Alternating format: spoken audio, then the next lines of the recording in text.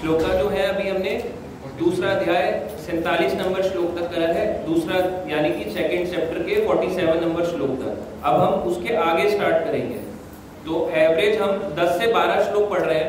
आप कहीं भी जाओ, जनरली वहां पे गीता को एक दिन में या तो बता के खत्म कर देते हैं, शॉर्ट में बताया जाता है, और डिटेल होता है तो एक एक श्लोक करके होता है, कोई आगे श्लोक कोई पीछे श्लोक, तो सिस्टेमेटिकली नहीं समझ पाते। तो हम यहाँ पे पूरा सिस्टेमेटिकली कर रहे हैं, और वो अभी तक हमारा ज्यादा नहीं, केवल 5 to 6 क्लासेस ही हुई हैं और हमने इतना कवर कर लिया। आगे आने वाले टाइम में हम इसको और भी कई अध्यायों को कवर कर लेंगे। तो अभी हम आज दूसरा अध्याय के 48 नंबर श्लोक से स्टार्ट करेंगे, 48 नंबर श्लोक से। तो 3 श्लोक पढ़ने के लिए बोले थे। कौन इस श्लोक को पढ़ के आया है? 48, 49, 50। देखते हैं ऑनलाइन में भी किसने पढ़ा है। किसने 3 श्लोक पढ़े हैं? 3 श्लोक 48, 49, 50। कोई भी 3 श्लोक। इनमें से क्या आपको समझ आता है? कुछ लिखा हुआ है इसमें, देखो गीता सबके पास है, अपने अपने फोन में भी आप खोल सकते हो। हिंदी भगवत गीता डालो, आपको मिल जाएगी। एक वेबसाइट है srimadbhagavadgita.blogspot.com, उस पे आपको पूरी भगवत गीता जो ये है हिंदी में पूरी मिल जाएगी, हिंदी इंग्लिश। एक बार खोलो और आपको बताना है कि 48, 49, 50 3 श्लोकों में क्या लिखा है। कुछ भी जो भी आपको आता है या पढ़ा है, कभी पढ़ा हो, रीड किया होगा किस सभी भक्तों ने, क्या इससे आप समझते हो, जो भी आप अपनी लैंग्वेज में बता सको। ठीक है, ऑनलाइन देखते हैं भक्तों को कौन हैंड रेस करता है। अभी तक किसी ने भी नहीं किया, इसका मतलब नहीं पढ़ा भक्तों ने। कोई भी 3 श्लोक, एक श्लोक 48, 49, 50 में से कोई भी एक। हाँ, 48 प्रभु जी मेरे को आता है। अच्छा, क्या मतलब क्या है? ये तो हो गया ट्रांसलेशन हो गया, इसका क्या समझे? इसका मतलब ये है कि जो व्यक्ति अगर सुख में दुख में सेम भाव से रहता है, खुशी हो तो ज्यादा खुश, एकदम एक्साइटेड होकर भगवान को ना भूल जाए, दुख हो तो बिल्कुल रोता ही रहे। तो मतलब हर सिचुएशन में अपनी फीलिंग्स को कंट्रोल करके जो बंदा रहता है वो योग को प्राप्त होता है। मतलब माता जी ने काफी हद तक ठीक बोला, यानी जो डुअल नेचर में नहीं होता, यानी कि इसमें लिखा है सिंपल लैंग्वेज में, जो जय और पराजय दोनों में समान रहता है, ऐसी स्थिति योग कहलाती है। ठीक है, अब देखते हैं यहाँ पे भी किसने हैंड रेस किया। अभी तक किसी ने भी नहीं किया, इसका मतलब भक्तों ने नहीं पढ़ा। ठीक है, तो इसको हम पढ़ेंगे 48 नंबर श्लोक को। अगर आप पढ़ोगे आप ही का फायदा है, नहीं पढ़ोगे तो इसमें मेरा कोई भी फायदा नहीं मिलेगा, आप ही का होने वाला तब भी। 48 नंबर श्लोक आप सबको साथ साथ पीछे बोलना है। अपने अपने फोन में आप सब खोलो, दूसरा अध्याय 48 नंबर श्लोक खोलिए सबने, खोलिए सबने। श्लोक नहीं मिल रहा, 2.48। अच्छा, मैं राम राम से बोलूंगा। योगस्थ गुरु कर्माणि संगम त्यक्त्वा धनंजय सिद्धि असिद्धयो समः भूत्वा समत्वं योगः उच्यते। यहाँ पे ट्रांसलेशन में, अनुवाद में है इसका, भगवान कहते हैं, हे अर्जुन, जय अथवा पराजय की समस्त आसक्ति त्याग कर संभाव से अपना कर्म करो, ऐसी स्थिति योग कहलाती है।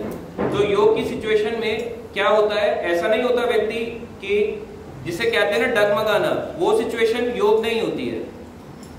तो योग की स्थिति बहुत ऊंची होती है। जैसे केवल अगर कोई पार्क में ऐसे करके बैठ जाए, सीट ऐसे पीठ सीधी करके बैठ जाए, क्या ये योग कर रहा है? अगर वो, कई लोग कहते हैं पार्क में आप क्या कर रहे हो, वो कहेगा मैं योगा कर रहा हूँ, योगा कर रहा हूँ। उसको पूछो इसका मतलब क्या है, योग का मतलब क्या है, आपको क्या लगता है? योग का मतलब है क्या? जुड़ना। तो वो अब उससे पूछो कि योग का मतलब क्या है, तो किससे जुड़े? योग का कोई तो मतलब होगा, उनसे पूछना। पार्कों में जो इतने सालों से सांस की एक्सरसाइज करते हैं, उनसे पूछना कि इस योग का एक्चुअली मीनिंग बता दो। तब हम इसको फॉलो करेंगे, जो भी आप कर रहे हो। अगर एक भी उनमें से बता दे तो आप इसको सोच सकते हो। एक भी अगर आपको बता दे तो इसका मतलब, अगर एक भी बताएगा कोई पार्क वाला, तो इसका मतलब वो थोड़ा बहुत जानता है। तो किससे जुड़ना है हमें? योग करके किससे जुड़ना है? सरस्वती। अच्छा, मुझे लगा सरस्वती बोला आपने। कौन? अच्छा, ईश्वर। मेरे को ईशु सुनाई दिया। हाँ, तो योग का असली मतलब है भगवान से जुड़ना। अब देखो कितनी सारी सोसाइटीज चलती हैं योग के नाम पे। अभी एक योग की सोसाइटी कितनी बड़ी चली, और वो आप देख भी रहे हो उन पे कितना बड़ा केस भी चला है। तो ऐसी योग की सोसाइटी जो चला रहे हैं, क्या वो सही है? वो भगवान से जुड़वा रहे हैं क्या? जुड़वा रहे हैं? आप देखो वो ऑरेंज कपड़े पहनते हैं त्याग के रूप में। अगर आप उनको देखोगे कुछ भी करने के लिए, तो उनमें कोई भी रूल रेगुलेशन स्पेशली वो फॉलो नहीं करते हैं। कुछ रूल रेगुलेशन है, मगर उस रूल रेगुलेशन का असली पर्पस क्या है? इंद्रियों को कंट्रोल रखना और क्या करना? भगवान की प्राप्ति करना। ये उनका पर्पस होना चाहिए। मगर वो इंद्रियां कंट्रोल तो कर रहे हैं, वो भी नहीं कर पाते हैं, और भगवान की प्राप्ति तो है ही नहीं। जैसे अभी कुछ टाइम पहले हमारे साथ एक प्रभु जी हैं, एक माता जी प्रभु जी हैं, तो वो आए थे कुछ टाइम पहले, यहाँ भी आए थे वो प्रभु जी। उनकी वाइफ और वो कहाँ पे गए? हरिद्वार में। बोले कि हम यहाँ पे जा रहे हैं, योग है ना, वहाँ पे हमारा इनका आश्रम है योगपीठ करके, तो हम यहाँ पे जा रहे हैं इलाज के लिए। अब वो बाबा है, अगर कोई ऑरेंज कपड़े पहने, वो कह रहे हैं कि हम बहुत बड़े योगी हैं। ये हमने तो नहीं बोला, वो बोल रहे हैं कि हम बहुत बड़े योगी हैं, हम इस सिस्टम को फॉलो करते हैं, पतंजलि अष्टांग योग को। तो अगर वो उसको फॉलो कर रहे होते, तो जैसे ही वो माता जी ने उनको प्रणाम किया, तो कैसे आशीर्वाद देना चाहिए? पहले बात तो कैसे देना चाहिए? एवरेज अगर देखा जाए, जैसे हमारे घर के बड़े लोग होते हैं, क्या ऐसे छू देते हैं? कैसे हो बेटी? ऐसे तो नहीं करेंगे। ऐसे तो नहीं करेगा कोई। तो उनको कैसे किया जाता है? जनरली दूर से। डिस्टेंस तो मेंटेन करना पड़ेगा ना, आपके लिए तो अननोन है, पहली बार आया है। अब ये थोड़ा ना है इनके आ रहे बेटी कैसे हो तुम।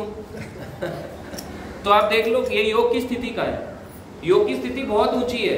तो जय और पराजय, सोचो दोनों में संभाव रहना, ये योग की स्थिति है। जय यानी कि अगर हमारी जीत हो जाए, उसमें तो खुशी होती है, मगर हार में दुख नहीं होना है। जीत का सुख ना होना और हार का दुख ना होना, ये योग की स्थिति है। अगर कभी जीत जाए, कोई लॉटरी लग जाए, कितना खुश हो जाएगा। अभी इंडिया पाकिस्तान से जीत जाएगी, खुश हो जाएंगे, हार जाएगी तो दुखी हो जाएगा। योग की स्थिति में क्या है? योग की स्थिति तो इक्वल रहती है। जय पराजय उसमें आदमी व्यक्ति भूल जाता है। तो योग एक्चुअली जो लोग पार्कों में फॉलो कर रहे हैं, वो कुछ योग नहीं है। अगर आप उनको देखो, वो क्या कर रहे हैं? जस्ट एक एक्सरसाइज कर रहे हैं हेल्थ के लिए। योग की स्थिति में संभाव रहता है व्यक्ति, वो फर्क नहीं करेगा। अगर वो उनको कह रहे हैं ना ऐसे हाथ लगा के, तो लड़के को भी ऐसी कहेगा, चाहे उसकी इतनी बड़ी दाढ़ी क्यों ना निकली हो।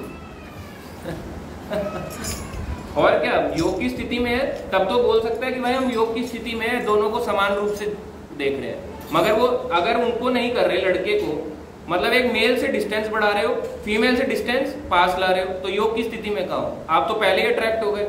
और कपड़े पहनते हैं क्या? Orange, saffron. तो देखो कि केवल ऑरेंज कपड़े पहनने से क्या आप हो जाओगे सन्यासी? अभी एक हमारे एक और थे, वो कह रहे थे हमने गुरुजी बना रखे हैं। अभी उन्होंने बोला कि हमारी फैमिली में गुरुजी सिस्टम चलता है। अब मैंने कहा अच्छी बात है, ये तो अच्छी बात है अगर आपके पेरेंट्स फॉलो करते हैं।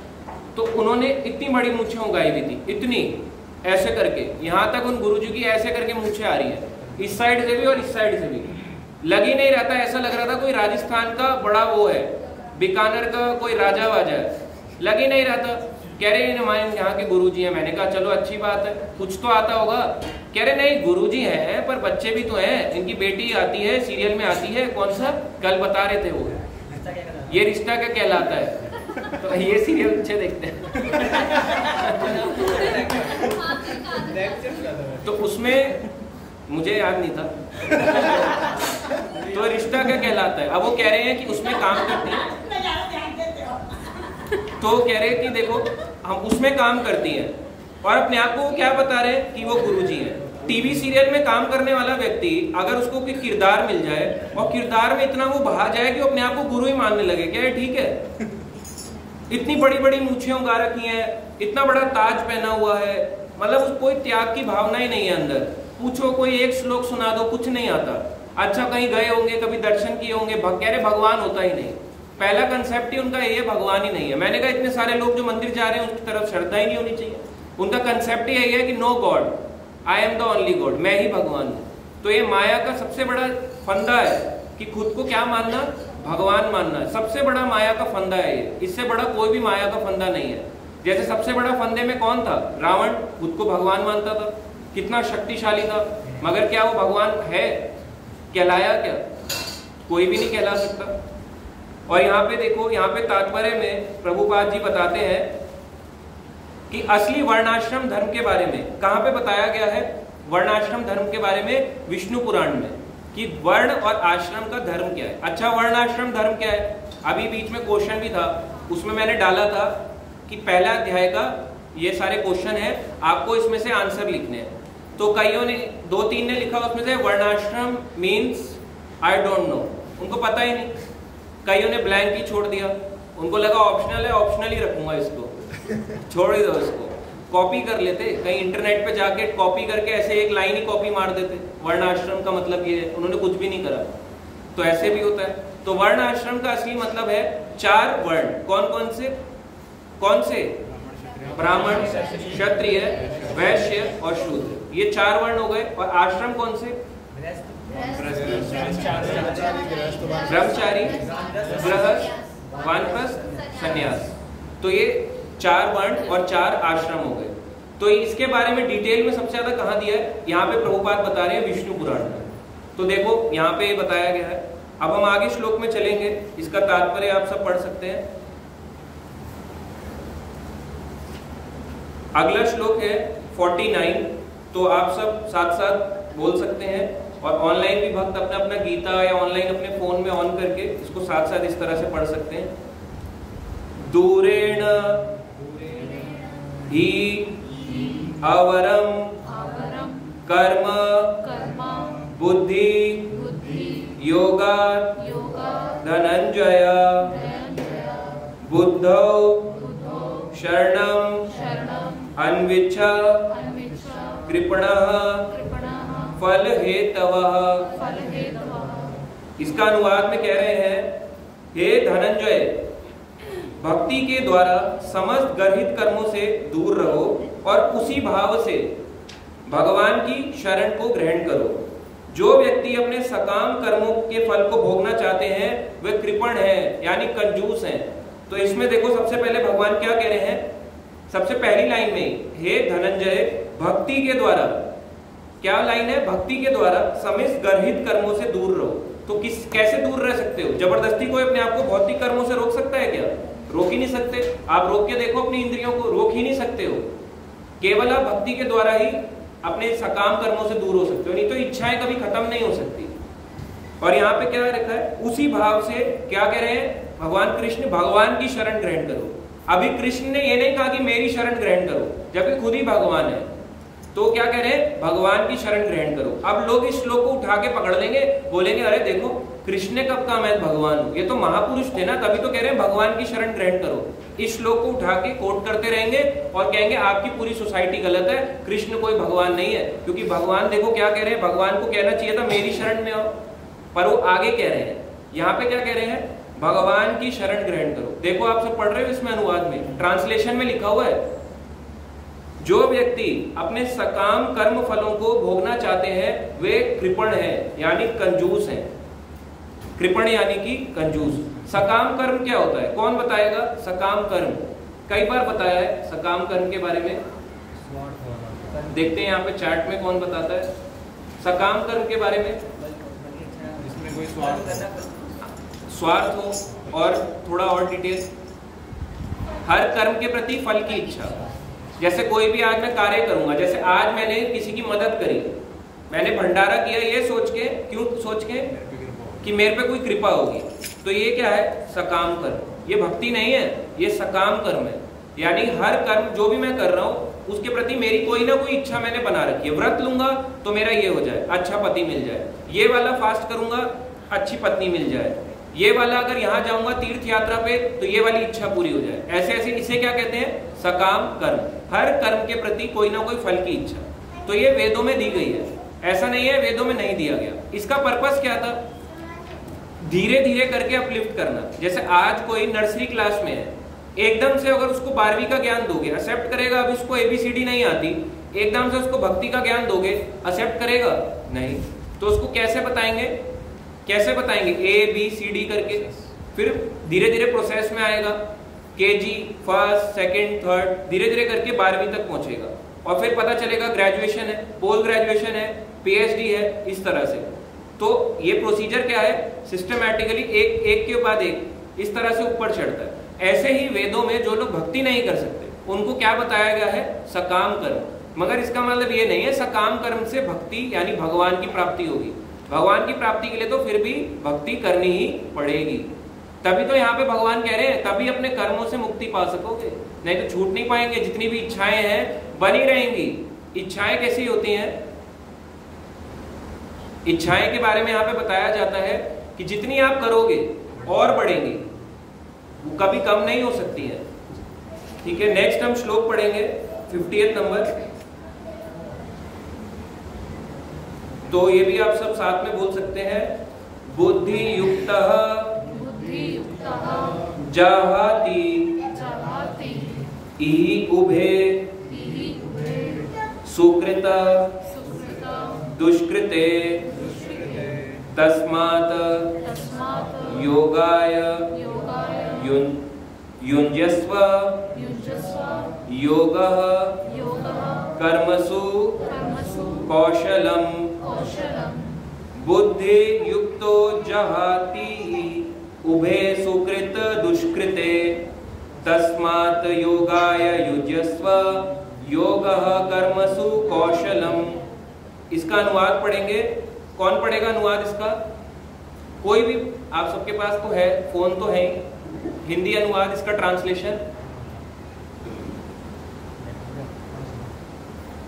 हिंदी ट्रांसलेशन कौन पढ़ेगा? हाँ, आप पढ़ो जोर से। भक्ति में संलग्न मनुष्य जीवन में ही अच्छे तथा बुरे कार्यों से अपने को मुक्त कर लेता है, अतः योग के लिए प्रयत्न करो क्योंकि सारा कार्य कौशल यही है। ठीक है, ऑनलाइन देखते हैं कौन पढ़ेगा। कोई एक भाग।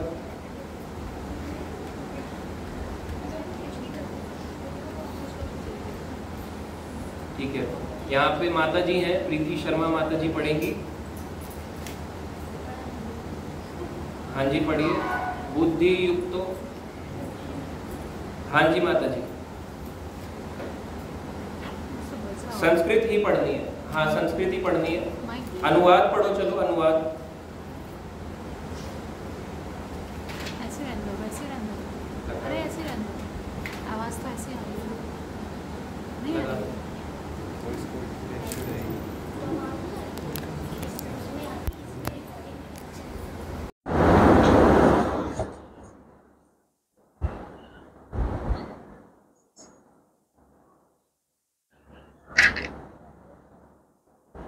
इसका मतलब यहाँ पे बताया जा रहा है, थैंक यू माता जी। तो यहाँ पे बताया जा रहा है भक्ति में संलग्न मनुष्य, जो भक्ति में लगा हुआ है वो मनुष्य इस जीवन में ही, अगला जीवन नहीं, क्या बोल रहे हैं भगवान, इस जीवन में ही अच्छे तथा बुरे कार्यों से अपने को मुक्त कर लेता है। कैसे?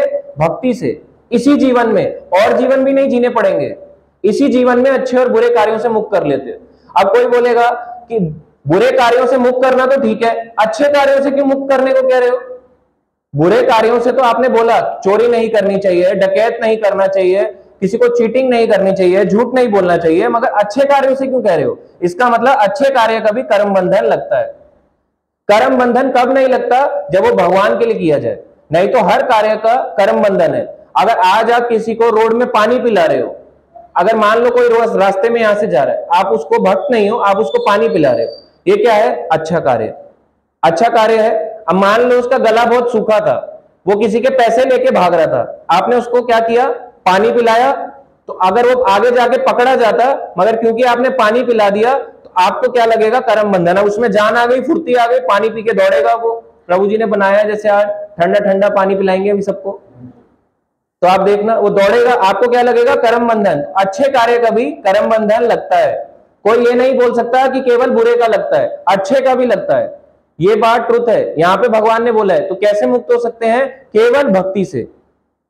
आगे यहां पे बताया जा रहा है, भगवान कह रहे हैं अतः योग के लिए प्रयत्न करो। योग यानी कि अपने आप को भगवान से जोड़ने के लिए प्रयत्न करो, क्योंकि सारा कार्य कौशल यही है। अपने आप भगवान से जोड़ने के लिए कह रहे हैं कृष्ण अर्जुन को। तो अच्छा, बार बार यही क्यों कह रहे हैं कि योग योग करो? ये क्यों नहीं कह रहे मुझसे जुड़ जाओ डायरेक्टली? डायरेक्टली भी तो बोल सकते हैं। आगे तो बोल रहे हैं कि मेरे से जुड़ो, मेरी शरण में आ जाओ। यहां कह रहे हैं कि योग करो। ठीक है, तो अभी क्या कह रहा जा रहा है कि भगवान से जुड़ने के लिए कह रहे हैं। ये भी तो भगवान कृष्ण बोल सकते हैं कि मुझसे जुड़ो, ये क्यों नहीं बोल रहे? इससे पता चलता है इसमें एक बात अंडरस्टैंडिंग की है। अगर आप किसी को ज्ञान दोगे, एग्जाम्पल दिया जा रहा है, आप किसी को ज्ञान देने गए, आपकी मौसी का लड़का, कोई आपका रिलेटिव है, कोई आपका भाई है, सिस्टर है, कोई भी आपका कलीग है, अगर आप उनको ज्ञान दोगे एग्जाम्पल के लिए, तो ज्ञान देने के पहले ही क्या ये हमेशा पहले ही सेंटेंस ये बोल दोगे मुझसे जुड़ जाओ? बोल दोगे? नहीं। कितने मिनट में भगवत गीता बोली गई? अभी कौन सा श्लोक चल रहा है? दूसरा अध्याय का 50वां नंबर श्लोक। अभी से ही भगवान कह देंगे मेरी शरण में आ जाओ। इसलिए भगवान धीरे धीरे करके कह रहे हैं। हर चीज को भगवान सिस्टमैटिक वे में कह रहे हैं। ऐसा नहीं कि सीधा भगवान कह रहे हैं मेरी शरण में आ जाओ। पहले क्या कह रहे हैं? भगवान, फिर भगवान कह रहे हैं। इससे ऊपर की स्थिति भगवान आगे बताते हैं कि भगवान कौन? स्वयं भगवान श्री कृष्ण।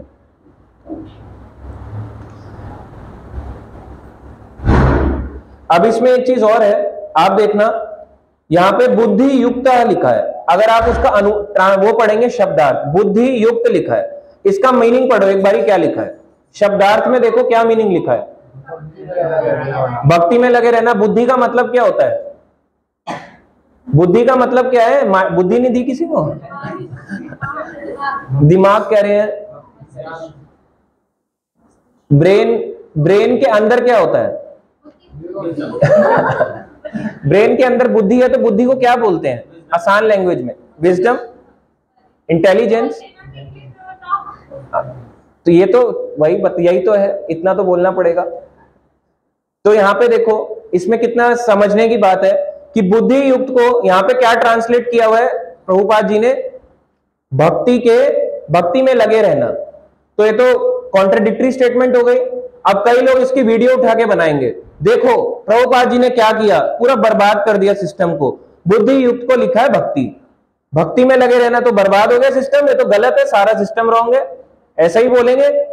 मगर इसमें समझने की बात यह है कि बुद्धि से किसकी प्राप्ति करनी है? प्राप्ति किसकी करनी है? अपने इंटेलिजेंस किस पे लगाओगे? लड़की पे, लड़के पे, कोई सुंदर लड़का हो, या मूवी पे? भगवान पे लगाओगे इंटेलिजेंस को। भगवान ने इंटेलिजेंस दी क्यों है? क्यों दी है? आप लोगों ने बोल ही नहीं रहे हो। भक्ति करने के लिए दी है ना, इसलिए तो लिखा है भक्ति में लगे रहने के लिए। यही यहाँ पे इसलिए ये बात लिखी है बुद्धि युक्त हो। इसका मीनिंग इसलिए भक्ति करके बताया गया।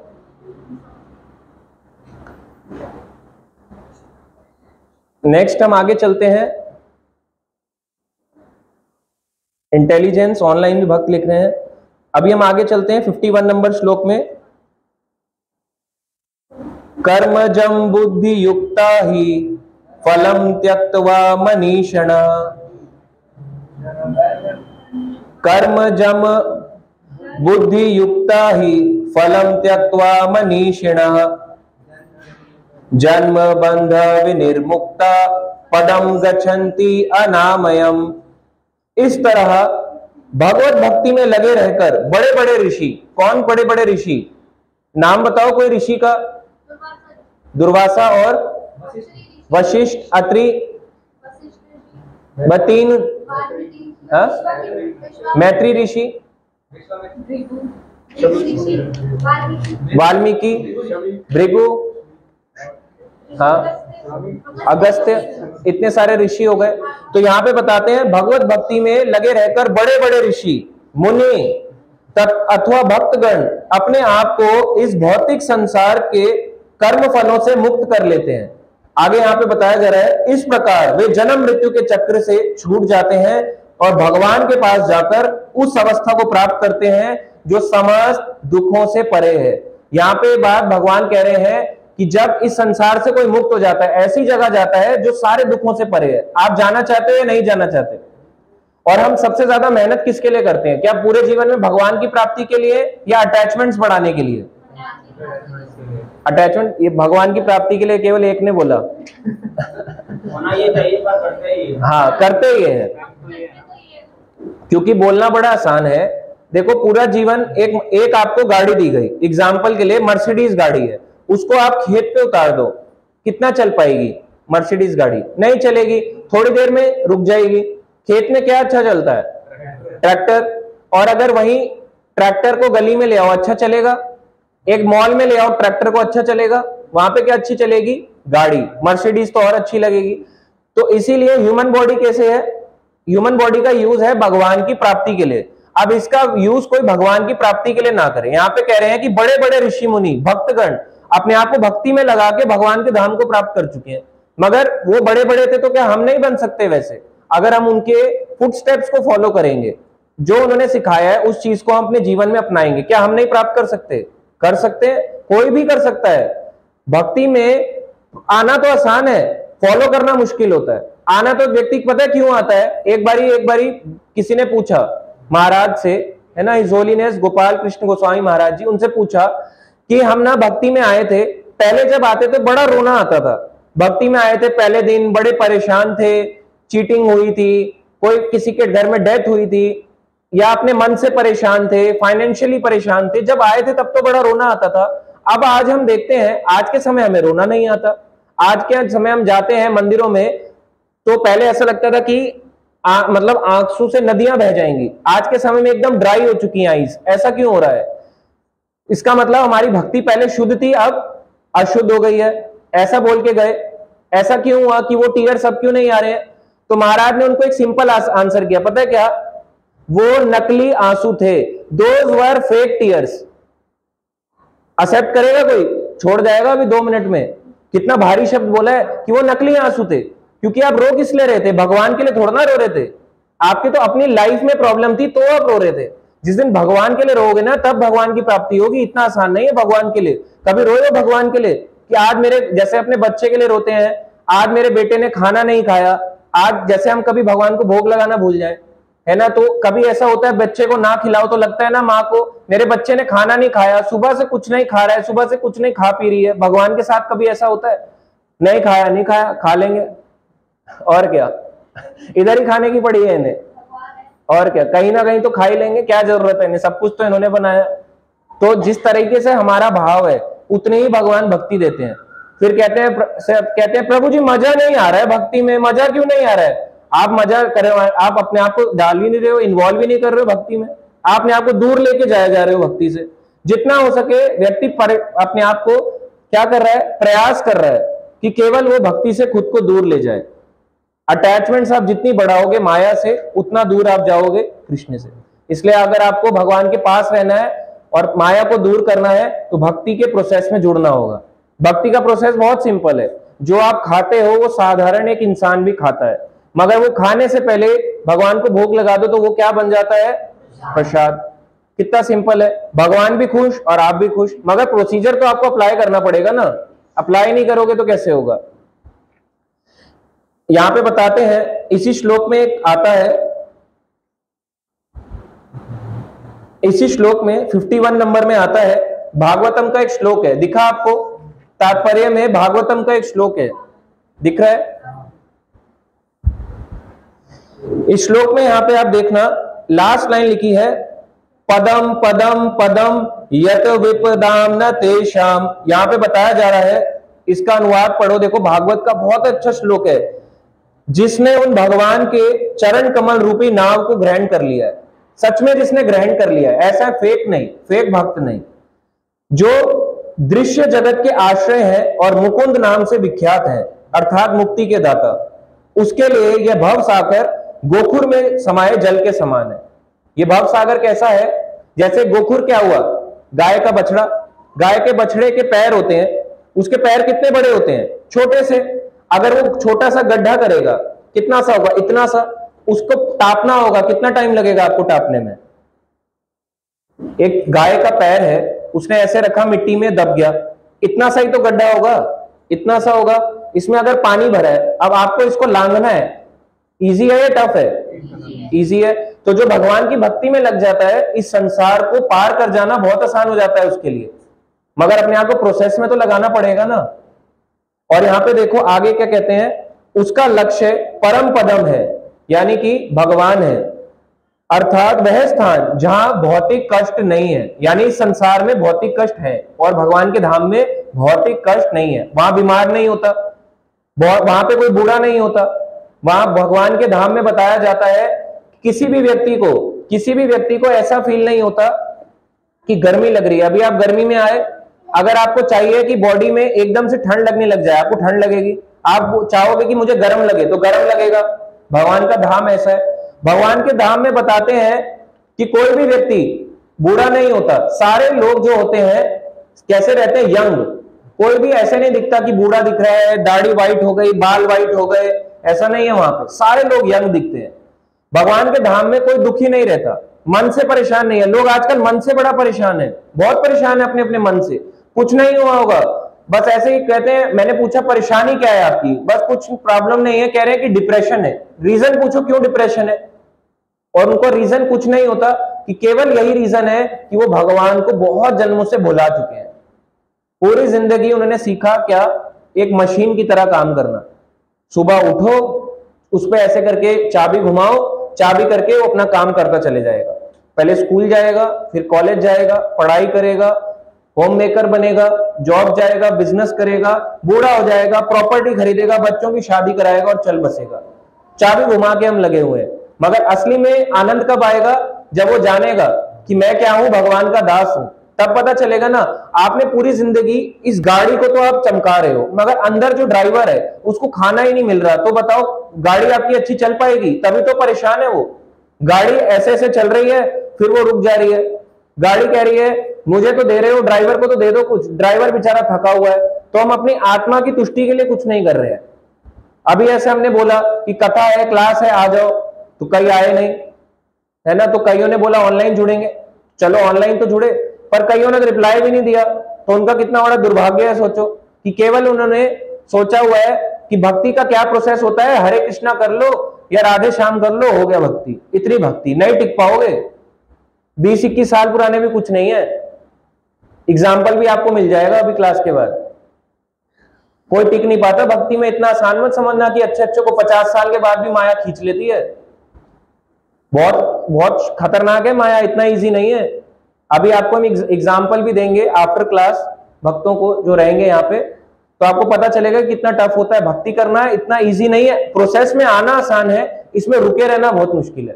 प्रभुपाद को कई लोग बोलते थे कि इतने सारे लोग आते हैं, आपके शिष्य बनते हैं। कई लोग देखते हैं हम चले जाते हैं, दीक्षा तक जुड़ते हैं, दीक्षा के बाद छोड़ जाते हैं।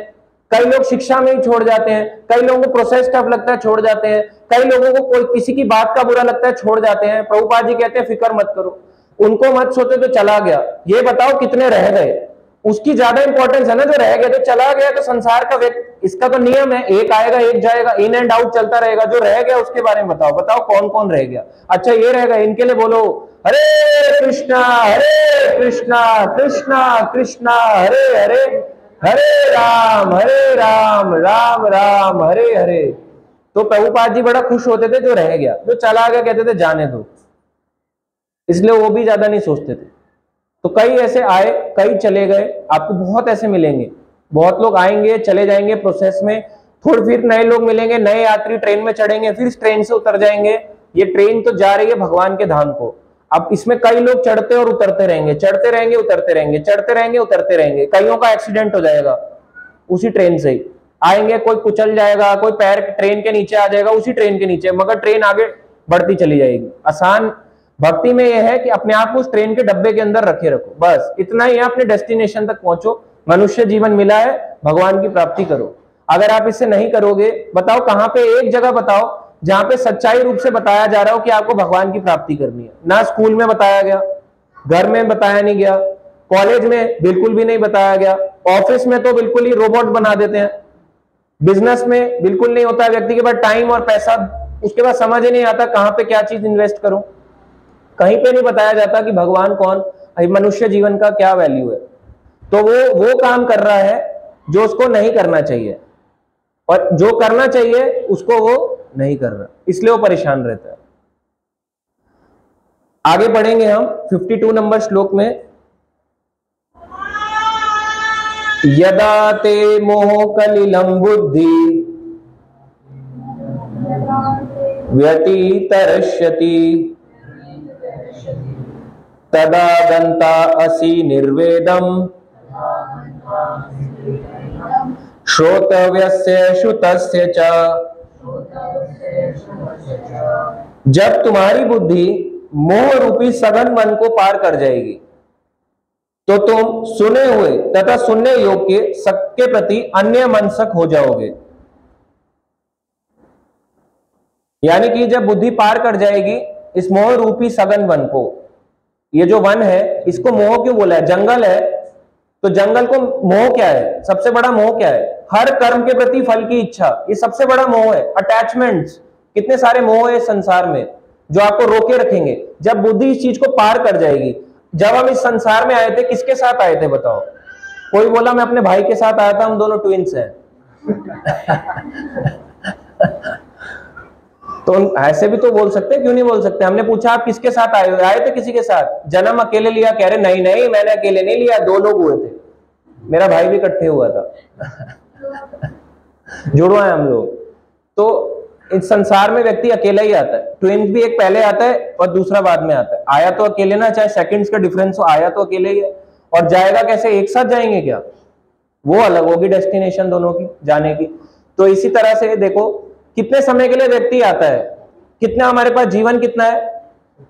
70 तो बहुत ज्यादा कह रहे हो। 70 तक जा पाओगे आपको लग रहा है? 70 जाएगी करंट जनरेशन? नहीं जाएगी, श्योर है। हाँ ये सही आंसर है, अभी का ही नहीं पता। मेरा एक फ्रेंड था, मैंने आपको पहले ही बताया था, वो अपनी डेट ऑफ डेथ फिक्स कर चुका था 30 साल। अभी उसका आने वाला है, वैसे कुछ महीनों के बाद ही, 3 महीने के 4 महीने के बाद ही उसने अपनी डेट ऑफ डेथ फिक्स कर रखी थी। उसने कहा मैं इतना जीऊंगा मैं मर जाऊंगा। मैं कहा ठीक है देख लेंगे। और वो स्टेटस डालता था 1 ईयर 6 मंथ्स है ना, 6 डेज 6 आवर्स 6 मिनट्स लेफ्ट। और जो भी स्टेटस को उसकी फैमिली का पड़ता था, पहले वो समझ नहीं पाया, पर जब उन्होंने क्वेश्चन किया कि बार बार ऐसे स्टेटस क्यों डाल रहे हो, तो उसने एक दिन बोल ही दिया कि इतना समय मेरे पास रह गया।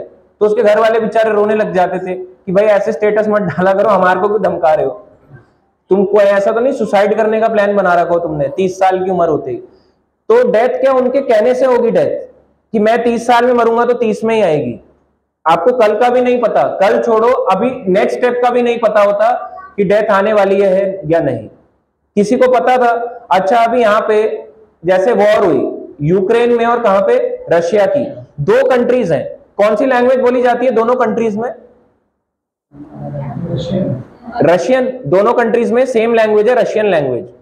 रशियन लैंग्वेज जो है, अब दोनों कम्युनिटी तो सेम ही है, लड़ क्यों रहे हैं फिर? सब कुछ होते हुए भी लड़ाई की क्या जरूरत है? कोई जरूरत नहीं है देखा जाए तो। पर क्या हर कोई क्या बनना चाहता है? किंग, राजा बनना चाहता है, मेरा है, सब कोई कहना चाहता है मैं, मेरे पावर में होना चाहिए सब कुछ। जबकि कम्युनिटी सेम, कल्चर सेम, वो लोग दिखने में भी सेम है, आप डिफरेंस नहीं बता सकते। वहां रशियन ही बोली जाती है यूक्रेन में, उनकी हाइट भी सेम होती है, लंबे होते हैं सारे लोग, वो लोग गोरे भी सेम ही होते हैं, दोनों जगह ठंड भी सेम पड़ती है। रशिया में थोड़ा ज्यादा है पर यूक्रेन में भी बहुत ठंड है। दोनों जगह में मंदिर भी बहुत है, इस्कॉन के बहुत मंदिर है, फिर भी देखो लड़ाइयां हो रही हैं। क्यों हो रही है देव देशों में लड़ाई? क्यों? केवल पक्षपात की वजह से, कि इन्होंने पक्षपात किया या हमारे को इनका लैंड को कॉन्कर करना है, हमारे को इनका राज्य चाहिए सिर्फ नेशनल, की हमारे को हमारी टेरिटरी और बड़ी हो जाएगी, इस वजह से, केवल इस वजह से लड़ाइयां कर रहे हैं और कोई रीजन नहीं है। इतना लड़ाई तो देखो भौतिक संसार में, यहाँ पे श्लोक लिखा था पद पद पे विविधाएं हैं, आपको पता भी नहीं चलेगा। 2 कंट्रियां आपस में बिल्कुल ठीक है, आज तक फाइट वो खत्म नहीं हुई। फाइट कब शुरू हुई थी? कोरोना में, 2022 करीब में स्टार्ट हुई थी, 21 या 22 में। आज करीब 2.5 साल हो चुका है, आज भी फाइट चल रही है कॉन्टिन्यूअस। इंडिया पाकिस्तान का तो भूल ही जाओ, इधर से बम मिसाइल कब कौन जा रहा है आपको पता ही नहीं। जो लोग वहां पे एक्चुअली पोस्टेड हैं, कभी उनसे पूछना कैसी लाइफ होती है, बहुत डरावनी लाइफ होती है। हमारे इस्कॉन में एक भक्त हैं, यही इस्कॉन द्वारका से जुड़े हुए, वो बीएसएफ में है कश्मीर में, तो वहां पे उन्होंने सबको दीपदान भी करवाया, फौजियों को, इंडियन भारतीय फौजियों को दीपदान कराया दामोदर अष्टकम पढ़ के। मगर सोचो किसी भी समय मिसाइल आ सकती है, किसी भी समय बमबारी हो सकती है, तो मृत्यु का किसको पता है कब आने वाली है? उनको पता था क्या? क्यों आज उनकी जो जॉब है उनको यहां से ट्रांसफर करके कहां भेज देंगे? कश्मीर में। क्या कश्मीर में पता है लोगों को कि कब किसके घर में ब्लास्ट हो जाए, कब वहां पे मिसाइल आ जाए, बॉम्ब आ जाए? 1 सेकंड का भी नहीं पता। रात को सोते सोते भी वहां पे लड़ाइयां होती हैं। तो सोचो आप किसके लिए प्लान कर रहे हो इतना सारा? जो चीज आप प्लान करते हो कभी आज तक हुई है, तो फिर प्लान कर क्यों रहे हो? जो होना है वो तो सत्य है। यही चीज हमने कल एक ईशोपनिषद का श्लोक था, उसमें लिखा हुआ है आपके जीवन में जितना कोटा लिखा हुआ है भगवान ने, वो आपको मिलके रहेगा। अगर आपके जीवन में लिखा है दुख आना, तो दुख आएंगे। इतने दुख आपने पिछले जन्म में किए हैं, इतने दुख आपके आएंगे।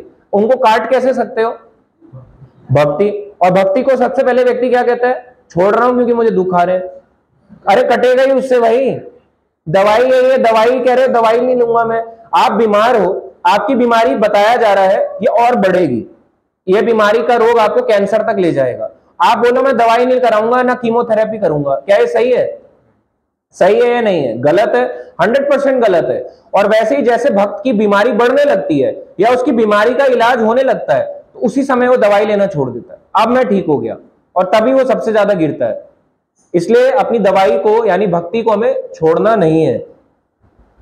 अब आगे बढ़ेंगे हम 53 नंबर श्लोक में।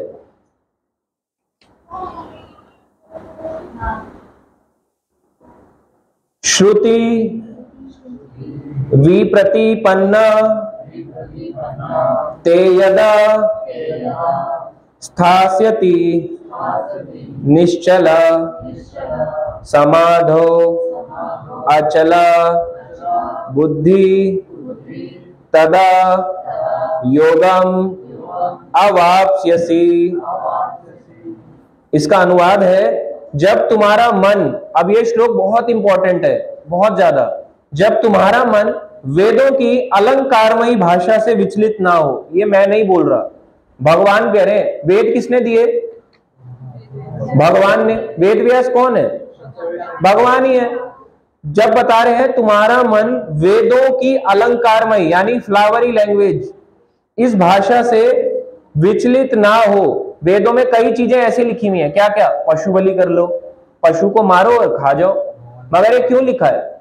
जो लोग भक्ति नहीं कर सकते, भगवान को नहीं समझना चाहते, रोज मांस खाते हैं, उनके लिए लिखा है।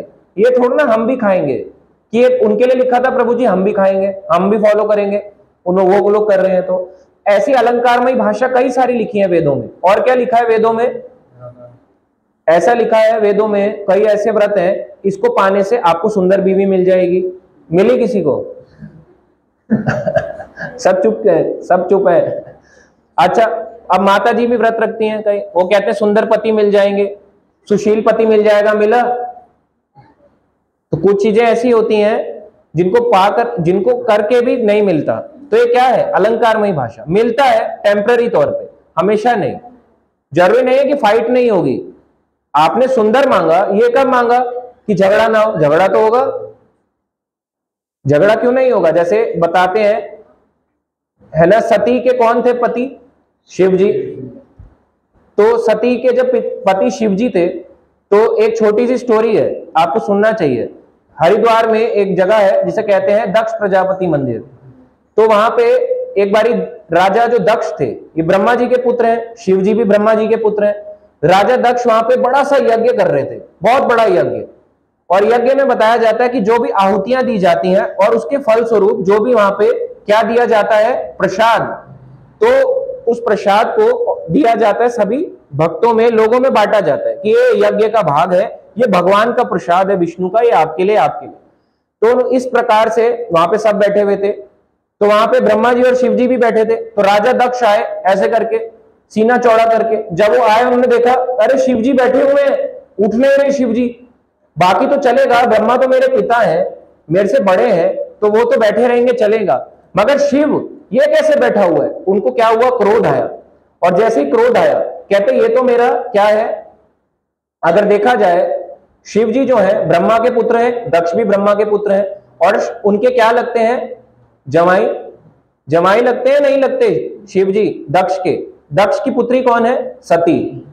तो उन्होंने देखा ये रिश्ते में तो मेरा जवाई है, मैं तो मेरे से तो छोटा हुआ ना रिश्ते में, खड़ा कैसे नहीं हुआ? उन्होंने उसको वहीं पे श्राप दे डाला, कई तरह के श्राप दिए, निंदा करी, और शिव जी वहां से चले गए। तो सती के बारे जब वहां पे पहुंचे तो सती ने बताया, सती ने पूछा अरे ये तो रिश्तेदारों में होता रहता है, भागवतम में है ये 4थे स्कंद में, पढ़ना 6 अध्याय पूरे इसी में है। Bhagavatam 4th canto 2nd chapter से लेके 7th चैप्टर पूरे 6 अध्याय इसी के ऊपर है, सारे के सारे 6 अध्याय। जब आप उन 6 अध्यायों में जाओगे तो उसमें पता चलेगा कि दक्ष की, उसमें कहती है सती कि दक्ष ना मेरे पिता है, ऐसे नहीं करना चाहिए तुम्हें। शिव जी को कहती हैं, बोल देते हैं कई बारी, क्या हो गया है ना, आपसी है, ये तो होता रहता है, ससुर और जवाई में होता रहता है, सास बहू वाली स्टोरी बोली उन्होंने इस तरह से। शिव जी ने कहा पर नहीं जाना चाहिए वहां पे जहां पे अनादर किया जाए, मगर सती नहीं मानी। सती नहीं मानी, क्योंकि सती नहीं मानी तो सती कहां चली गई? दोबारा से एक यज्ञ करा राजा दक्ष ने, और अगली बार शिव जी को बुलाया ही नहीं। कह रहे इनको नहीं बुलाऊंगा मैं, ये पिछली बार आए थे मेरे बारी में खड़े नहीं हुए, मुझे सम्मान नहीं दिया, इसको इस बारी बुलाऊंगा ही नहीं, इसको विष्णु का प्रसाद नहीं दूंगा। अगली बार बुलाया नहीं। जब नहीं बुलाया तो सती चली जाती है, उनके पति मना भी करते हैं कि नहीं जाना चाहिए, पर चली जाती है। तो देखो पति उन्होंने कैसा मांगा था? शिव जी जैसा। शिव जी कैसे हैं? बताया जाता है वैष्णवों में परम है, परम वैष्णव, उनको कोई फर्क नहीं पड़ता, कोई उनके अनादर करे, बुराइयां करे, कुछ भी करे, मगर उन्होंने इस तरह से बोला कि जहां पे पति का अन्याय हो तुम्हें नहीं जाना चाहिए। तो जो कन्या थी, कौन? सती। सती ने कहा कि वो तो मेरे पिता है ना, मेरे को तो जाना चाहिए, मेरा अपना ही तो घर है। नहीं माने, शिव जी की बात को उन्होंने इंकार कर दिया। तो इस तरह से वो चल पड़े। अब ये ऐसी भाषाएं कहां होती हैं? वेदों में, अलंकारमयी भाषा वेदों की तो है। चले जाओ, पिता बुला रहे हैं तुम्हारे, पता है पापा जी हैं तुम्हारे, पापा जी बुला रहे हैं मेरे को, तुम नहीं जाओगे? आज के समय में लड़कियां कहती, कैसे कहती हैं, पति कहता है मत जाओ, तुम्हारा पापा तुम्हारे को कोई इज्जत नहीं करता, मत जाओ, वहां पे सही नहीं रहेगा। वो कहेगा नहीं जाऊंगी जाऊंगी, चली गई। सती वहां पहुंची, जब वहां देखती है कि शिव जी के लिए कोई स्थान ही नहीं रखा, और तो और शिव जी का कहीं नाम भी नहीं लिया जा रहा, तो सती को बड़ा क्रोध आया और सती ने अपने वहीं पे प्राण त्याग कर दिए। वहां पे सती कुंड भी है, वहां हरिद्वार में जाओगे वहां पे सती कुंड है, वहीं पे प्राण त्याग कर दिए। तो जब ये बात पता चली शिव जी के, कौन? नंदी को, और उनके अनुचर जितने भी भूत प्रेत थे उनको पता चली, तो उनको पता चलने पे ये बात उन्होंने पहुंचा दी शिव जी तक। शिव जी क्रोधित हो गए। शिव जी ने एक जटा ली लंबी सी, उसको खोली, उसको जमीन पे मारा, और एक असुर पैदा हुआ, उसी समय प्रकट हुआ, जिसका नाम था वीरभद्र। और वीरभद्र ने राजा दक्ष से लड़ाई करी। देवी देवताओं को, इतने बड़े बड़े देवता, शिव जी की फौज ने उनको मार पीट के हालत खराब कर दी उनकी। बताते हैं जो भृगु मुनि है, मुनि होते हुए भी, क्योंकि वो शिव जी के बारे में उन्होंने उनको श्राप दिया था, तो उनकी मूछें उड़ा दी, बड़ी दाढ़ी मूछ रखते थे, उनकी मूछें उखाड़ ली। और एक देवता थे भग और पूष नामक, उनके दांत जबड़ा उखाड़ दिया। राजा दक्ष की गर्दन काट दी और उसको मार डाला, राजा दक्ष को। तो इतना सब क्या हुआ? क्यों? क्योंकि सती ने कहना नहीं माना। केवल एक रीजन था इसका। दक्ष तो था ही गंदी गलत प्रवृत्ति का, मगर सती तो समझदार थी, नहीं मानी। ऐसे ही कई लोग अलंकारमयी भाषा, फ्लावरी लैंग्वेज, प्रभु जी ऐसा लिखा है ना, क्यों ना करें हम, उनको मना किया जाता है मत करो, आप भक्त हो, आपके लिए नहीं है ये वाला जो चीज है, भक्ति में इसकी जरूरत नहीं है। आप ऑलरेडी हायर स्टैंडर्ड पे हो, आप पीएचडी कर रहे हो सकता है ये वाला जो भक्त है आप ग्रेजुएशन में हो, ये पीएचडी के लेवल पे हो, मगर आप ग्रेजुएशन तक तो आए। और ये वाला जो भक्त है, ये वाला जो व्यक्ति है, ये वाला अभी स्कूल में है, 2nd 3rd में, इसलिए ये इसको फॉलो कर रहा है। नहीं प्रभु जी ऐसे कैसे, मुझे दोबारा 2nd करनी है, दोबारा करूंगा, 2 + 2 4, 2 1 जा 2। अरे आपको तो अलजेब्रा आता है, आप क्या पढ़े हुए हो अभी तक, इन्हीं चक्करों में पढ़े हुए हो। 2 2 जा 4, 2 2 3 जा 6। इस तरह से अभी भी इन्हीं चीजों में पढ़े रहोगे तो आगे कब बढ़ोगे? पढ़ते रहोगे सेम चीज को जिंदगी भर। तो इस तरह से ये बात बताई गई। और देखो ये सारी चीजें वेदों में बताई गई हैं। और ऐसी कई चीजें हैं वेदों में जो बताई गई हैं सकाम कर्मों के बारे में, ये कर लो ये मिल जाएगा, ये कर लो ये मिल जाएगा। मगर भक्ति करोगे तो क्या नहीं मिलेगा आपको? ये सब मिलेगा। क्या लिखा है, अगर आपने अपने पिछले पूर्व जन्मों में इतना जोड़ा है तो आज आपको मिलेगा। अगर हमारे पिछले कर्म अच्छे थे, आज अगर आप कोई अच्छा कर्म करते हो, अगर मान लो मैं किसी को गरीब जा रहा है उसको खिला देता हूं, या आज मैंने किसी की हेल्प करी पैसों से, तो क्या वो मेरे पैसों से वापस मेरी रिटर्न में हेल्प नहीं करेगा? करेगा। आज मैंने किसी को पानी पिलाया, हो सकता है कल को हमारा समय खराब आ जाए, तो क्या वो पानी नहीं पिलाएगा? पिलाएगा। तो जो हमारे किस्मत में हम कहते हैं ना लिखा हुआ है, ये सच बात है, लिखा हुआ है। तो जब बताया जा रहा है जब तुम्हारा मन वेदों की अलंकारमयी भाषा से विचलित ना हो, इन चीजों से विचलित नहीं होना, और वह आत्म साक्षात्कार की समाधि में स्थिर हो जाए, तब तुम्हें दिव्य चेतना प्राप्त होगी। आत्म साक्षात्कार यानी कि सेल्फ रियलाइजेशन की मैं जो हूं ना, वेदों को पढ़ के मुझे शरीर को नहीं जानना। वेदों का असली मकसद है भगवान कृष्ण को जानना, और क्या कि मैं ये शरीर नहीं, मैं क्या हूं? जीव आत्मा। आत्म साक्षात्कार, सेल्फ रियलाइजेशन, मैं हूं कौन? इतने जीवन से तो मैं इस शरीर के लिए देख रहा हूं, एक्चुअली मैं हूं कौन? मेरी आइडेंटिटी क्या है? ये दो हाथ दो पैर जिसको मैं देखता हूं ये हर समय नहीं रहने वाले। मेरी रियल आइडेंटिटी क्या है ये बताते हैं हमारे वेद पुराण सारे शास्त्र। तो अलंकारमयी भाषा से विचलित नहीं होना, ये भगवान यहां पे कह रहे हैं।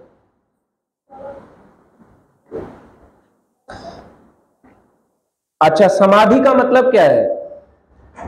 समाधि का मतलब क्या है? गाड़ दें आपको? समाधि का मतलब देखते हैं, ऑनलाइन भी भक्त हैं। जो हमेशा अपना मन भगवान में लगाया है। हाँ, स्थिर मन, बिल्कुल सही बोला, जिसका मन स्थिर रहे। स्थिर कैसे रहेगा?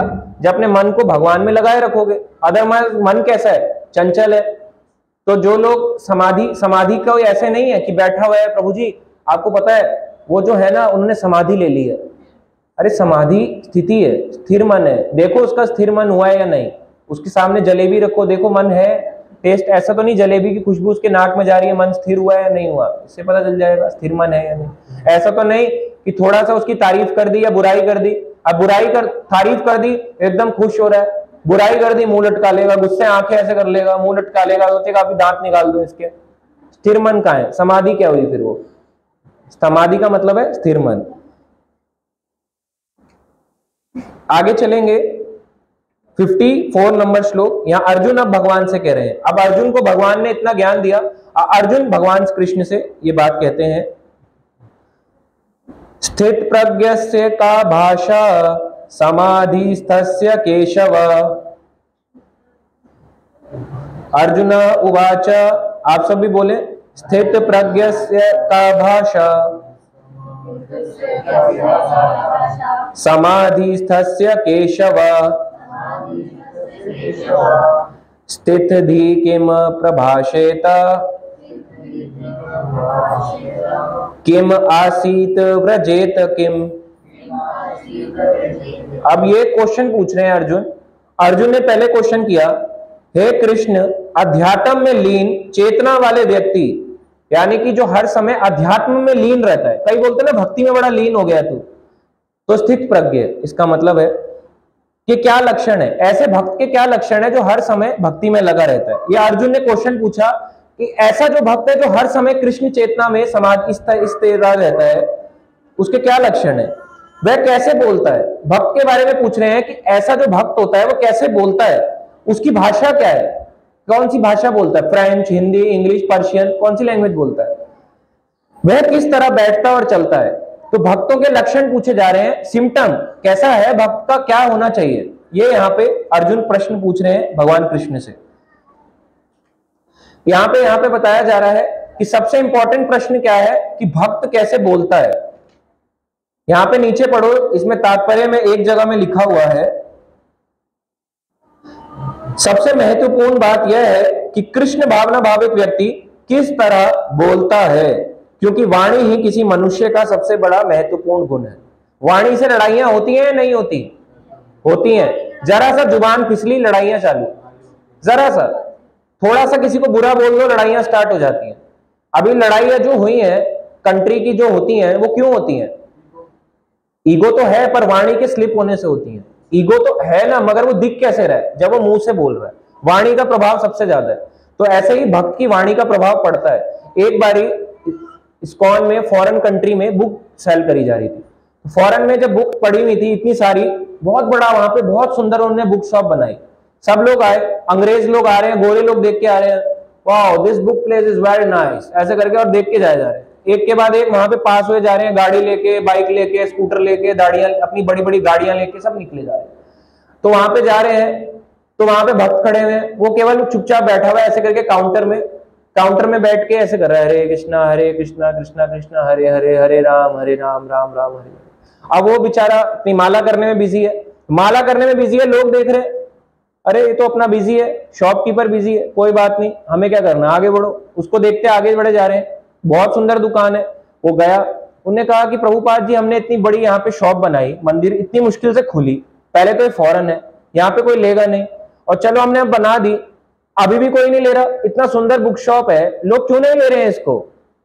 तो उनको प्रभुपाद जी ने कहा, बुक्स लिखी तो मैंने है, वाणी तो ये भगवान की है, मगर लोग आपसे सुनना चाहते हैं कि आपने इसमें से क्या पढ़ के सीखा। उनको मैटर नहीं करता कि किसने क्या लिखा है, भगवान क्या कर रहे हैं, ये कर रहे हैं नहीं कर रहे, वो आपसे सुनना चाहते हैं आपने क्या पढ़ा, आपको इससे क्या समझ आया। चाहे आपको कुछ ना समझ आया हो, कुछ एक लाइन, एक वर्ड भी अगर आप उसको बता दोगे, वो आपसे कन्विंस हो जाएगा।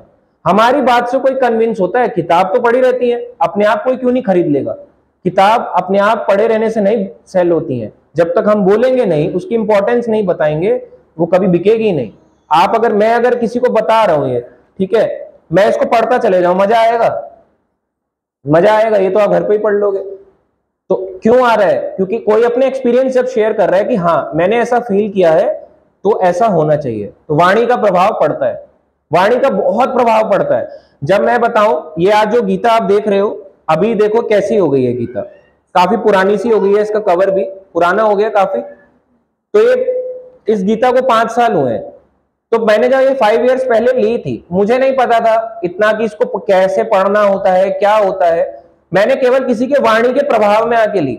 उन्होंने मुझे बोला कि ये पढ़नी चाहिए, ये खरीदनी चाहिए, इसको आप पढ़ो।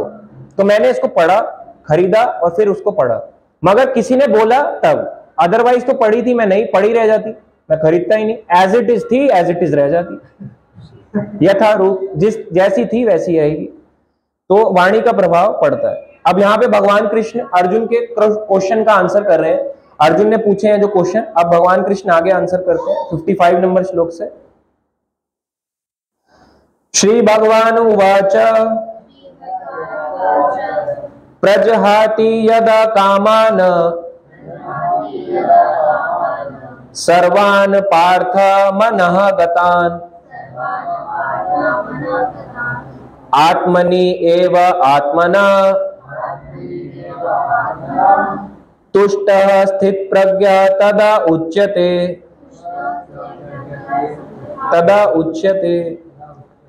श्री भगवान ने कहा, हे पार्थ, जब मनुष्य मनोधर्म से उत्पन्न होने वाली, यानी मानसिक रूप से जो धर्म, ऐसे होने वाली धारणाओं से उत्पन्न होने वाली इंद्रिय तृप्ति की समस्त कामनाओं का परित्याग कर देता है, और जब इस तरह वे विशुद्ध हुआ, उसके मन आत्मा में संतोष प्राप्त करता है, तो वह विशुद्ध दिव्य चेतना यानी स्थित प्रज्ञा कहा जाता है। अब इसको कैसे समझे, बड़ा टफ लग रहा है पढ़ने में। यानी आत्मा, जब मन ये सोचना बंद कर देता ना, ये मैं शरीर नहीं हूं, मैं क्या हूं, एक आत्मा हूं, तो क्या हूं मैं, दिव्य चेतना में लीन हो रखा हूं। तो ये स्थिति कौन सी कहलाती है, स्थित प्रज्ञा, इसको कहते हैं। स्थित प्रज्ञा की क्या मतलब है, जब हमें अपने आप को, अपने मन से अपने आप को शरीर ना माने, आत्मा में ध्यान रहे हमारा कि मैं शरीर नहीं हूं, आत्मा के लिए करना है मुझे, मैं असली में कौन हूं, जो इसके अंदर, ये शरीर के अंदर ड्राइवर बैठा है। ये बॉडी तो ऊपर की है ना, आज मेल की है, कल फीमेल की हो सकती है, फीमेल की है मेल की हो सकती है, बदल भी सकती है, 4 पैरों वाला जानवर भी बन सकते हैं, कुछ भी बन सकते हैं। इस तरह से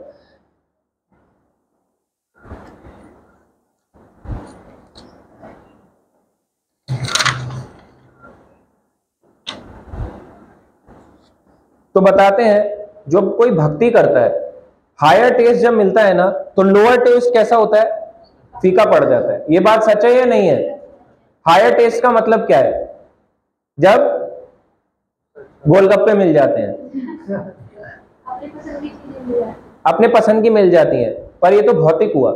हायर टेस्ट मतलब है जब कृष्ण की भक्ति का टेस्ट आ जाए, तो जितनी भी सारी चीजें हैं ना, चाहे कृष्ण भक्ति, राम भक्ति, नरसिंह भक्ति, जब भक्ति का टेस्ट आ जाए भगवान की भक्ति का, तब सारी चीजें कैसे लगेंगी? फीकी। जैसे अगर आपने किसी कोई बच्चा है, बचपन से अगर आप उसको क्या पिलाओ? बॉर्नवीटा। बॉर्नवीटा उसको छुड़वा दो, अब उसको बोलो ये ले बेटे ये वाला पी, ये हर्बल है, पिएगा? पिएगा? नहीं पिएगा। अच्छा उसको बोलोगे चल हर्बल भी छोड़ो, कह रहे देखो कि पिएगी, क्योंकि बचपन से पी रही है, उसको पता ही नहीं टेस्ट क्या है हॉर्लिक्स बॉर्नवीटा।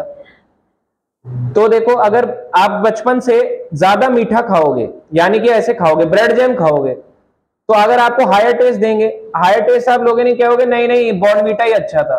पर क्योंकि कभी हमने दूध का ओरिजिनल टेस्ट ही नहीं चखा, तो हमें उसका टेस्ट आएगा क्या? नहीं आएगा। करके देख लो कभी ओरिजिनली। वैसे दिल्ली में तो गाय बहुत कम है ना, पर फिर भी अगर आपको काऊ मिल्क मिलता है, पी के देखो ओरिजिनली, वो उसमें अपनी एक मिठास होती है या नहीं होती? नहीं पिया किसी ने? सब भैंस वाले हैं। ओरिजिनली मिठास होती है काऊ मिल्क में मिठास होती ही होती है, काऊ मिल्क में। तो हायर टेस्ट क्या है? काऊ मिल्क। मगर अगर उसमें आप वही उसको पैक्ड मिल्क पियो, उसमें बॉर्नवीटा डाल दो, उसमें शुगर डाल दो, कुछ और डाल दो, ठंडाई डाल दो, बाबा जी ठंडाई, तो पता चलेगा हायर टेस्ट क्या है। तो जिसने कृष्ण भक्ति का टेस्ट ही नहीं लिया, वो क्या बताएगा कि भक्ति होती क्या है? वो आपको भी पागल बताएगा, कहेगा पागल आदमी है। तो इसलिए जिसने जिसका टेस्ट नहीं लिया वो उसको नहीं जानता। ऐसे व्यक्तियों से अगर आप जाके लोग पूछोगे जिसने उस चीज को टेस्ट ही नहीं करा, वो क्या ज्ञान देगा आपको? जिसने गीता नहीं पढ़ी और गीता के बारे में बताएगा, वो कैसे बताएगा जब उसने खुद ही नहीं पढ़ी?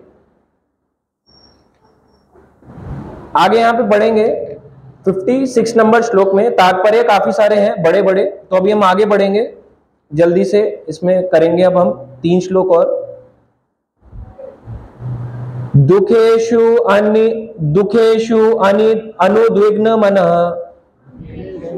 अनुद्विग्न मनः सुखेषु विगतस्पृह वीतराग भय क्रोध स्थितधि मुनि उच्यते। यहां पे बताया जा रहा है जो त्रय तापों यानी तीनों तापों के होने पर भी मन विचलित नहीं होता। 3 ताप कौन से हैं? आदि आत्मिक यानी मन से उत्पन्न होने वाले दुख। अब कुछ प्रॉब्लम नहीं है, केवल मन परेशान कर रहा है, ये क्या दुख है? आदि आत्मिक। दूसरे तरीके का दुख आदि भौतिक, जो दूसरों से मिलते हैं, जो हमें रोज मिल रहे हैं दूसरों से। और आदि दैविक, जो देवी देवताओं से मिलते हैं, वो भी एक दुख है, क्योंकि मिलते हैं। नेचुरल डिजास्टर नहीं हो रहे क्या? अभी कहां पे दुबई में देखो आया तूफान, नहीं आया? जहां पे कभी बारिश नहीं पड़ती है, एकदम ड्राई कंट्री है, वहां पे तूफान आ रहा है। इंद्र ने कहा उड़ा डालो इनको आज, ऐसे करके। तो जिनका मन ऐसी तीनों तापों पे होने से भी विचलित नहीं होता, अथवा सुख में प्रसन्न नहीं होता। है कोई सुख में प्रसन्न ना हो? आपकी अगर लॉटरी लग जाए खुश होगे नहीं होगे? होगे।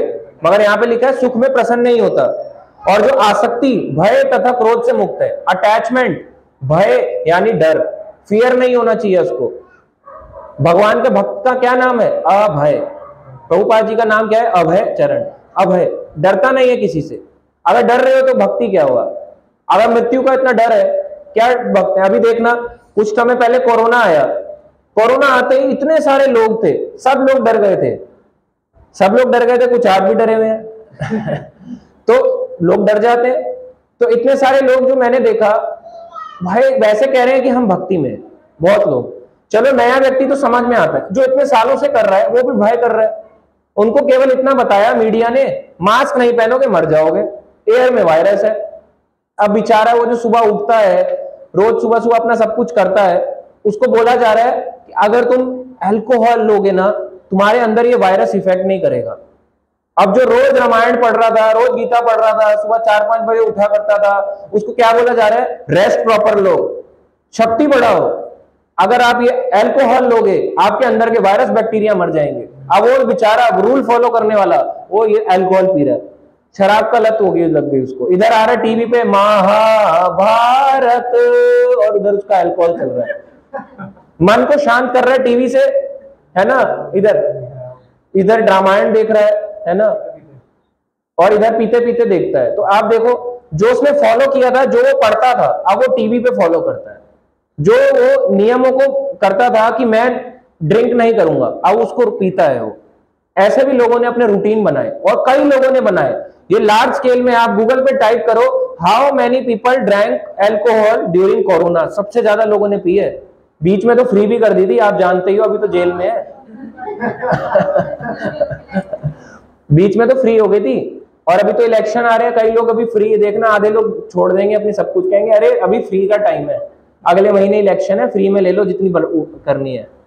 एक बोतल के लिए भी बिक जाते हैं बेचारे। इतनी मतलब इतनी छोटी सोच के हैं, सोचो। तो यहां पे बताते हैं इस प्रकार से कि जो आसक्ति भय तथा क्रोध से मुक्त है, तो अगर भक्त होगा तो भय नहीं करेगा, उसको डर नहीं लगेगा, कोरोना आ गया, भूचाल आ गया, ये मर गया, इसकी डेथ हो गई, वो भय नहीं करेगा। एक होता है केयर, अगर माता पिता बीमार है केयर करेगा, मगर भय नहीं करेगा। भय अलग चीज है, केयर करना अलग चीज है। ऐसा थोड़ा ना वो मर रहा है हरे कृष्णा कृष्णा कृष्णा हरे हरे, बेचारा मर रहा है, वो कह रहा है पानी दे दो, पानी दे दो, प्यास लग रही है, हरे कृष्णा कृष्णा कृष्णा की भय है, क्यों दूं। और यहाँ पे देखो, जो क्रोध से मुक्त है, क्रोध तो सबके अंदर है भर भर के। अभी किसी को पत्थर मारो, देखना कौन भक्त है, पता चल जाएगा आपको किसकी कितनी भक्ति है। पत्थर मारते ही उसका पता चल जाएगा उसने कितना फॉलो करा हुआ भक्ति, और उसकी क्या रूल रेगुलेशन है। अभी जैसे कुछ समय सबसे ज्यादा लड़ाई किसके लिए होती है, प्रसाद की, सबसे ज्यादा है। उसकी सारी भक्ति प्रसाद के समय में दिख जाती है कि इसने कितनी भक्ति अपनी जिंदगी में करी है, क्योंकि एकदम से जैसे ही प्रसाद आता है ऐसे ऐसे हड़बड़ा जाता है, कौन सा मिलेगा मेरे को, आएगा पकोड़ा मिलेगा, मेरे पे मिल ना जाए, ये ना कम रह जाए, रसना कम ना रह जाए, चावल कम ना रह जाए, ऐसा ना हो एक पूरी, ऐसा ना हो रोटी है, मेरी रोटी में घी लगाना भूल गया, दौड़ेगा इधर उधर, सब दिख जाएगा, है ना। नाश्ता का नाश्ता है या नहीं है मेरे लिए, सारी चीजें दिखेंगी उसको उस समय। जैसे वो भय, क्योंकि क्रोध इतना है, दिख जाएगा उसकी कितनी भक्ति है। तो भगवान कह रहे हैं जो इन सब से मुक्त है वह स्थिर मन वाला मुनि कहलाता है, वो कहलाएगा मुनि। ऐसे नहीं कि मुनि का वर्ड ऐसे दे दिया, नाम दे दिया है ना, ये भी मुनि हो, आप भी मुनि हो, आप ऋषि हो, आप ये हो, ऐसा इतना इजी नहीं है। ये टाइटल बहुत बड़ा है, इन सब चीजों से मुक्त होना पड़ेगा तब जाके टाइटल मिलता है। आगे यहां पे आता है 57 नंबर श्लोक, आगे बढ़ेंगे। ऑनलाइन सबको क्लियर आ रहा है वॉइस? अभी हम ऑफलाइन ऑनलाइन के सारे चैट्स के भी लेंगे क्वेश्चंस को। यह सर्वन अनभिस्नेह तत्तत् प्राप्य शुभु अशुभम न अभिनंदन्ति न द्वेष्टि तस्य प्रज्ञा प्रतिष्ठिता। इस भौतिक जगत में जो व्यक्ति ना तो शुभ की प्राप्ति से हर्षित होता है और ना तो अशुभ के प्राप्त होने पर उसे घृणा करता है, वह पूर्ण ज्ञान में स्थिर है। पूर्ण ज्ञान किसको है? शुभ में खुश नहीं होना, कोई शुभ कार्य हुआ, बच्चा हुआ, खुश नहीं होना। हो सकते हो कितना बड़ा है ये स्थिति, देख सोच के देखो, खुश नहीं। शिव जी का ऐसा नहीं है कि गणेश जी पैदा हो गए तो शिव जी बहुत खुश थे, बोलने लगे, वो भी ऐसा नहीं था। स्थिर मन थे, चाहे कोई रहे ना रहे, स्थिर रहूंगा, बना रहूंगा, चाहे बच्चा हो ना हो, स्थिर रहूंगा, चाहे मेरी पत्नी साथ में रहे ना रहे, स्थिर रहूंगा। शिव जी देखो, जब बताया जा रहा है सती को लेके जा रहे थे, सती ने देह त्याग किया, शिव जी किसको? वीरभद्र ने मारा। अभी हमने एग्जांपल दिया, दक्ष प्रजापति को वीरभद्र ने मारा। बाद में शिव जी जब उनको लेके जा रहे थे, सती की शरीर को लेके जा रहे थे, तो क्योंकि उनको लगा भगवान विष्णु को, अरे तो वैष्णव नाम यथा शंभु, ये तो सबसे परम वैष्णव है, इनको कैसे आसक्ति हो सकती है अपनी वाइफ से। उन्होंने अपना सुदर्शन को छोड़ा, और सुदर्शन छोड़ते ही सती के अलग अलग जगह पे, जिसको आज के समय में 108 शक्तिपीठ कहते हैं, अलग अलग जगह पे अंग गिरे। जहां मन गिरा, मनसा देवी, नैना देवी, अलग अलग इस तरह से बने, है ना, अलग अलग जगहों पे गिरी। ज्वाला देवी, अलग अलग जगहों पे अलग अलग शक्तिपीठ है। तो देखो शिव जी अपनी वाइफ का सोचो, अगर आपकी वाइफ के ऐसे हिस्से गिर जाएं, आप सोच के देखो 108 टुकड़े हो गए आपके वाइफ के, है ना। उसके बाद करे भगवान ने, मगर द्वेष नहीं करा, द्वेष नहीं करा। कैलाश में गए, फिर से बरगद के पेड़ के नीचे बैठे और जपना शुरू कर दिया, हरे कृष्णा कृष्णा कृष्णा हरे हरे, हरे राम राम राम हरे हरे। उसके बाद जाके जब वो जप रहे थे तो ब्रह्मा जी आए देवताओं को लेके। ब्रह्मा जबकि उनके पिता हैं, वो दंडवत प्रणाम कर रहे हैं शिव जी को कि अरे आप तो देवों के देव महादेव हैं, आप क्रोधित ना हो, माफ कर दो। शिव जी ने को जब माफ किया तब शिव जी ने राजा दक्ष को बकरे की गर्दन प्रदान करी। तभी आप देखना, है तो वो देवता मगर उनकी गर्दन कैसी है, बकरे की। चाहते हो उनकी प्रजा में जाना, फिर क्यों कह रहे हो स्वर्गवासी हो जाओ। बहुत है वहां पे भी, बहुत आसक्ति है, भर भर के आसक्ति है। दक्ष को बकरे की गर्दन प्रदान करी है शिव जी ने इस तरह से। आगे यहाँ पे बताया जाता है, क्वेश्चन किया था ना कि बकरे की जब गर्दन लगा दी तो बकरे का क्या हुआ? हाँ अब आता है बकरे का क्या हुआ। बात तो सही है कि बकरे की गर्दन लगा दी, बकरे को लेके आया, यज्ञ में बलि दी गई। तो जिस यज्ञ की बलि, बकरे को यज्ञ में बलि दी गई, उसको अगला जीवन मनुष्य का मिल गया। पहले इतने शक्तिशाली होते थे कि जो भी पशु की बलि दी जाती थी अगले जीवन उसको तुरंत, ऐसा नहीं वो 84 लाख योनियों में घूमता रहेगा, तुरंत मनुष्य जीवन एकदम से। और आज के समय में कोई भी इतना शक्तिशाली नहीं है कि किसी पशु को मनुष्य बना दे। है कोई? पूछो किसी को, बलि करके खा जाते हो। बलि देंगे और उसका क्या बन जाएगा, टंगड़ी कबाब, सीख कबाब, रुमाली रोटी के साथ ऐसे ऐसे करके दे देंगे उसको। अब यहां पे आता है जो शुभ से हर्षित नहीं होता, जैसे शिव जी हैं, शुभ से खुश नहीं होते और दुख से घृणा नहीं करते, अशुभ से कभी घृणा नहीं करते। घृणा करी उन्होंने, मेरी पत्नी चली गई, नहीं थी तब भी कोई अटैचमेंट नहीं था, नहीं थी तो भी कोई अटैचमेंट नहीं। इस स्थिति में जब आप हो तो वह पूर्ण ज्ञान में स्थिर है। प्रभुपाद जी को अपनी फैमिली से अटैचमेंट था, कितनी प्रॉपर्टी करके गए अपने फैमिली को, एक भी प्रॉपर्टी नहीं है उनकी फैमिली के नाम पे, एक भी। इतने मंदिर होते हुए एक भी फैमिली की प्रॉपर्टी के नाम पे नहीं है। सब इधर उधर बोला शिष्य चलाएंगे, शिष्य चलाएंगे, और शिष्य भी जो योग्य हो, अयोग्य शिष्य को नहीं।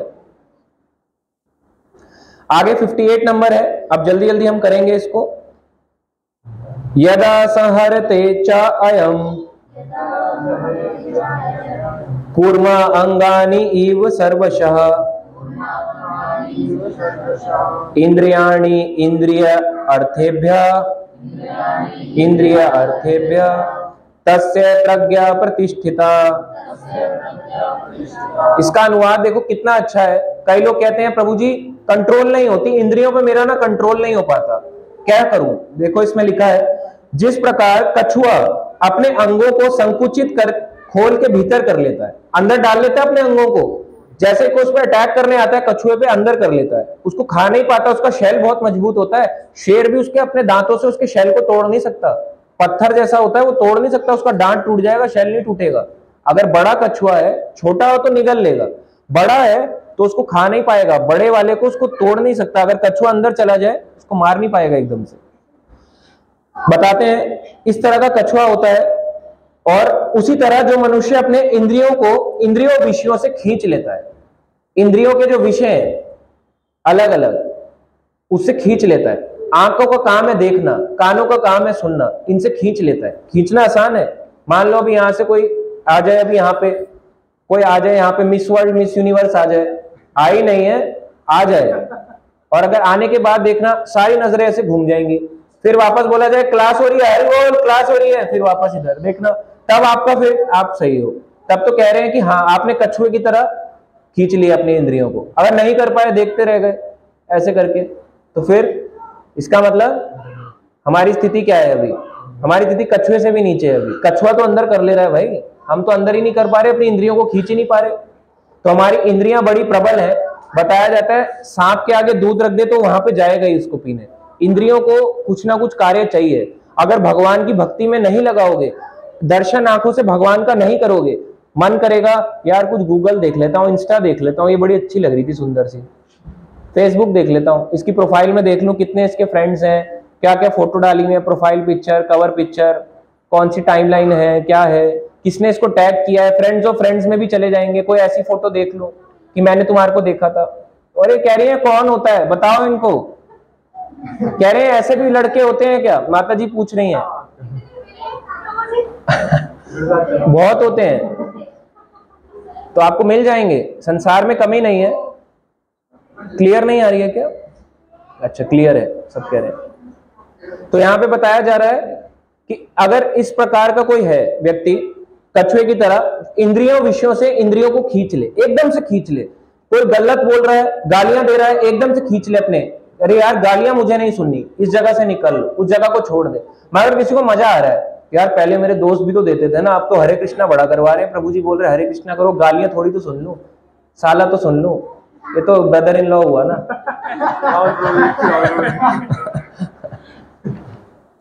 तो इतना भी अगर आपको अपनी इंद्रिय विषयों को खींचना है, इंद्रिय प्रबल है, अगर आप नहीं खींचोगे वो उस तरफ जाएगी, ऑटोमेटिकली जाएगी। वह पूर्ण, जो इस प्रकार का व्यक्ति है वह पूर्ण चेतना में दृढ़ता पूर्वक स्थिर रहता है, पूरी चेतना में दृढ़ता पूर्वक डेडिकेटेडली स्थिर रहता है।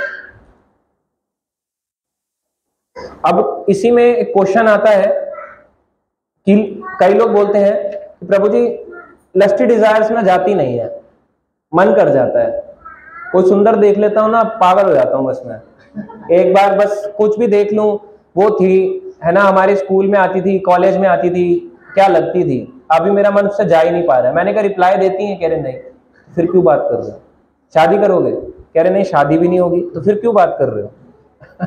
वह ऐसी बात करनी है तो देखो खींच ही नहीं पा रहे इंद्रिय विषयों की तरह, प्रयास तो करो। प्रयास कैसे होगा, जब भक्ति में लगाओगे। इंद्रियों को कुछ तो चाहिए, मैंने बोला ना, जैसे मैं आपको दूं, अगर आपको भूख लग रही है कुछ तो खाओगे, कुछ नहीं मिलेगा तो नॉनवेज भी खाओगे, प्रसाद मिलेगा तो प्रसाद पाओगे। तो कार्य है, कुछ ना कुछ चाहिए, जीभ को भी कुछ ना कुछ चाहिए, कान को भी चाहिए, आंखों को भी चाहिए। आप इसे भक्ति मत दो, भगवान का दर्शन मत दो, प्रसाद मत दो, कानों से को कथा और कीर्तन में मत लगाओ, नाक से भगवान के पुष्प सूंघने में ना लगाओ, तो परफ्यूम सूंघेगा, अल्कोहल के सूंघेगा ऐसे करके। नाम भी बता रहे हैं एक से एक।